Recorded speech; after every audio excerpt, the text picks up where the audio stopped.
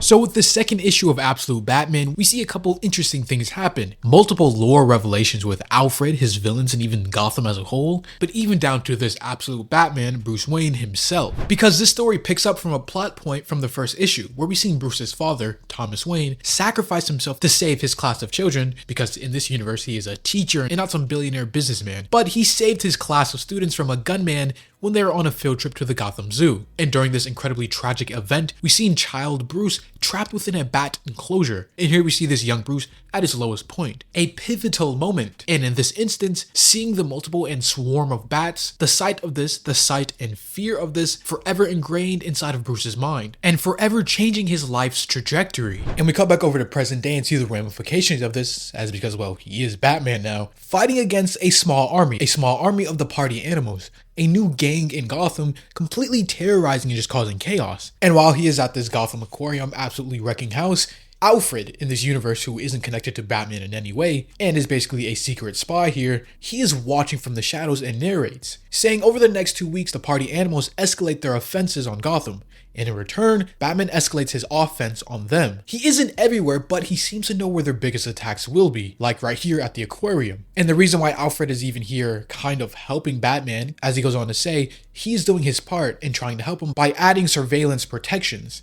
Because the more Batman disrupts, the more the party animals steps up their battle and the more data he can collect for his agency who hired him to come to Gotham to collect data on the party animals in the first place. But now with the party animals upping their escalation, they now have enough members to take on a small militia. And we see evidence of this with Batman seemingly being cornered here, as because even though he is defeating a bunch of them, he is taking some damage. But the thing about this Absolute Batman, which I just love, and even sets him above the Absolute Wonder Woman, the Absolute Superman, he is way more of a tank. Just an unstoppable force of nature. Multiple times through this comic and throughout the first issue too, we see no matter what comes his way, he literally shrugs it off. Any physical bout is no problem for this Batman, as we see knives literally in his back and ninja stars in his helmet. But no, this Batman isn't just a physical monster, he is also every bit intelligent as a Batman normally would be, especially in a battle, as he knows when to advance forward and when to retreat and regroup. And even in situations where it seems like he is being overwhelmed, he is still very, very much in control. As after being pushed back and breaking the aquarium open, having water rush everywhere,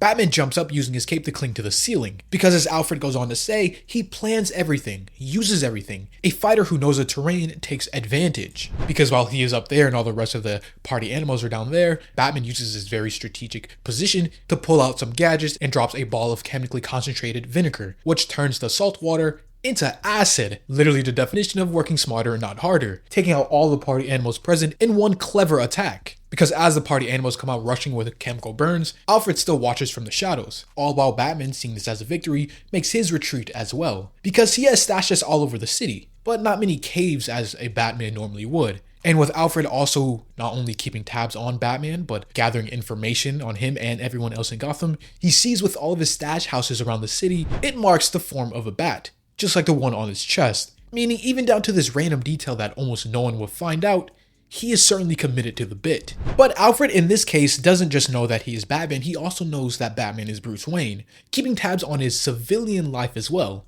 Which is interesting in this case because Batman isn't a billionaire, playboy, philanthropist, whatever else he might be. He is just a normal person. So really his identity as Bruce Wayne isn't as important as it normally would. No, he's more Batman than he ever would be, because he doesn't need to live up this billionaire facade. He is not a public figure. He is just your every average day Joe, and by day he works as an engineer. But Alfred goes on to note, saying when he is not the Bat, his routine is very tight. He goes to work, then vanishes into the shadows. And there's a rumor that he meets with the Red Hood, who in this universe isn't a specific person, Jason Todd, but no, it is a resistance group. Now, it isn't explicitly clear what this group is resistance of. It could be against the party animals, or it could even be against Gotham itself as the government, but I'd assume it's nothing bad because Bruce is seemingly a part of it. Maybe it is even a whole team of vigilantes as well. But in the end, Alfred notes how Batman is a man alone, even steering clear of his own mother, who is still alive in this universe. And in the 3 weeks that Alfred has watched and surveillance over Bruce, he has only broke his routine one time,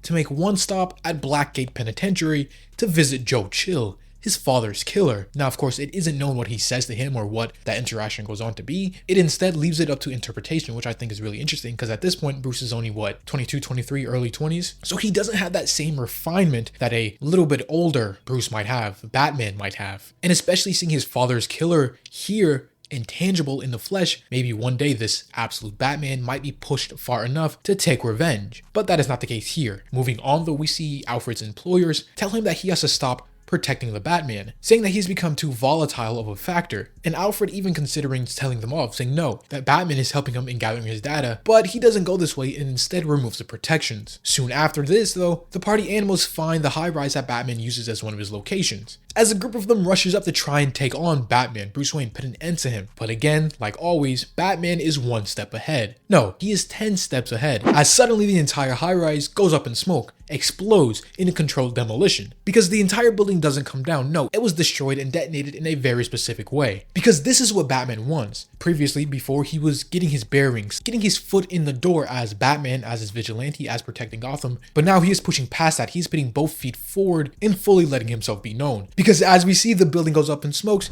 and leaves an impression of Batman's face, his cowl, his mask on the building itself for the entire city to see. And man, this panel is just so dope. Like, if someone were to say, what's absolute Batman like, this one panel explains it right here. Everything Batman is times 2. But putting the Batman stuff on the back end for a second, we pick over with Gordon, as recently the party animals attempted to assassinate him and take him out. So he is at the hospital as we learn a couple interesting things. First, we find out that the police are trying to, well, double their efforts to try and track and bring Batman in instead of the party animals. Now, of course, you think they will put more attention on the literal gang causing citywide havoc instead of one guy, but of course that's Gotham police for you. You know, they've always went after Batman, and here is no exception. The second thing, we actually see Martha Wayne, Bruce's mother, arrive here and talk to everybody. Because in this universe, Jim Gordon and Martha Wayne actually have a little bit of a history. They've known each other for some years. Thomas Wayne, Martha Wayne, and Jim Gordon, or Mayor Gordon I should say, had a previous standing relationship, which usually isn't a thing because, well, the Waynes are dead, but here this can go a plethora of different ways now that they're alive and what this could mean. But as everyone else clears out, we see Martha and Jim reconnect almost, with Martha going on to say, I miss him, Thomas Wayne. And it's funny because I think he would have actually liked Batman. And with Jim Gordon reminiscing about Thomas, we see something very interesting, how he goes on to say he still thinks about it every day. When he found Bruce at that day of the murder, found him surrounded in a pile of bats.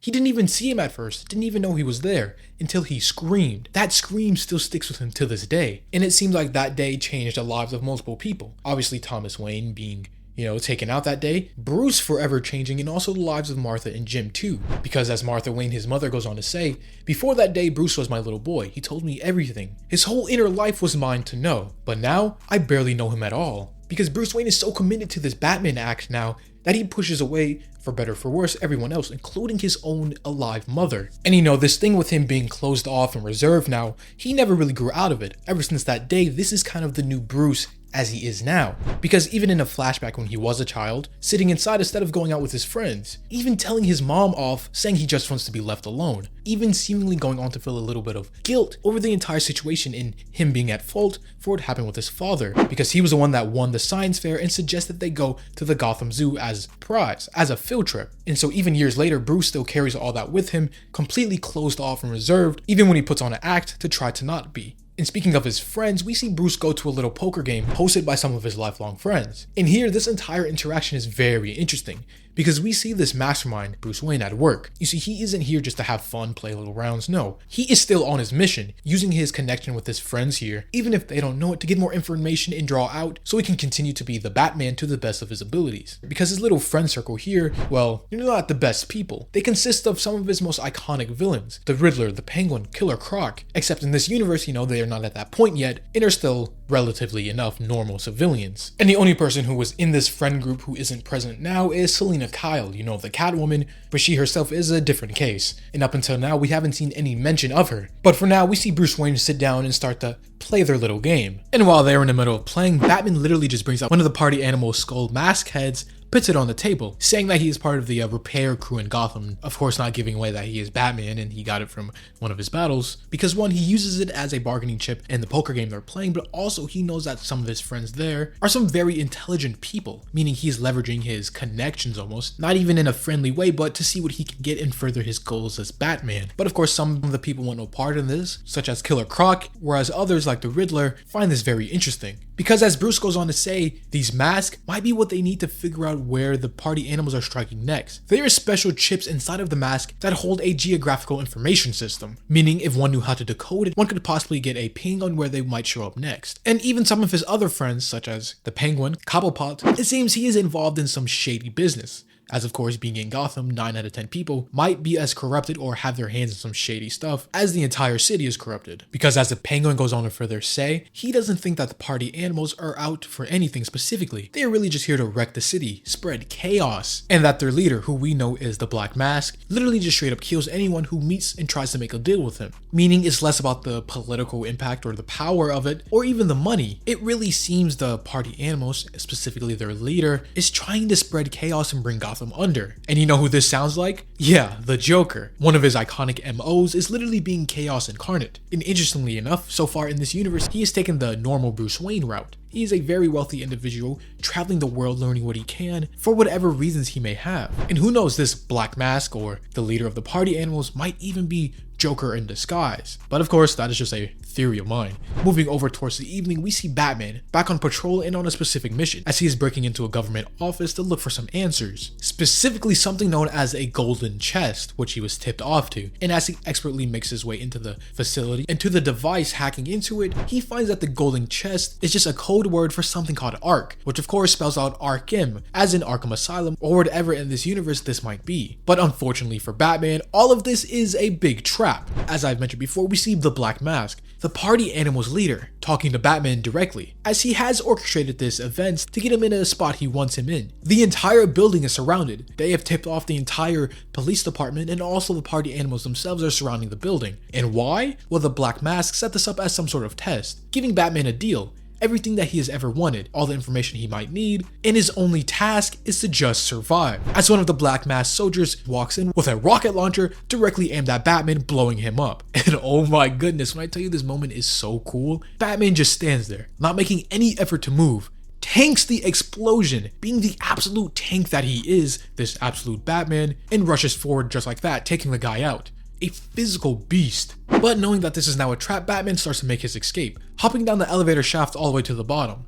And once he gets there, he is in for another surprise as he meets Alfred, who, as you know before, has been tracking him this entire time, keeping an eye on him. But Alfred isn't here looking for a fight. No, he has some information that he wants to pass on to Batman, telling him that the party animals, they're not what they seem, and that he has come to the realization that they can help each other. He just needs a chance to explain himself. But for that, they need to get to a secure location, and with the entire building surrounded and chaos going around, this isn't that. So Alfred goes on to say, we have to get to somewhere safe. I have a car heading out back, unless you have a ride yourself. And as Batman starts to activate some machinery, he says you're standing in it. As he pushes the pedal, and we see the hatch that he dropped down into is connected to his version of the Batmobile. And here it is some sort of giant dump truck, bulldozer, whatever giant machine this is, because a giant absolute Batman needs a giant absolute Batmobile, as he rides off, flipping cars into the chaos to make his escape. But while all this craziness is happening in the present, we end off the story with a little bit of a quick flashback. As moving back over when Bruce was a child, still feeling bad and guilty about what happened with his father, we see him potentially move in with a bad crowd.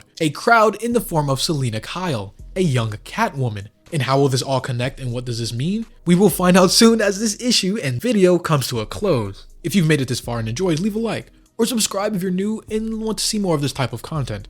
As always, this was the Hero Informer, and thank you for watching.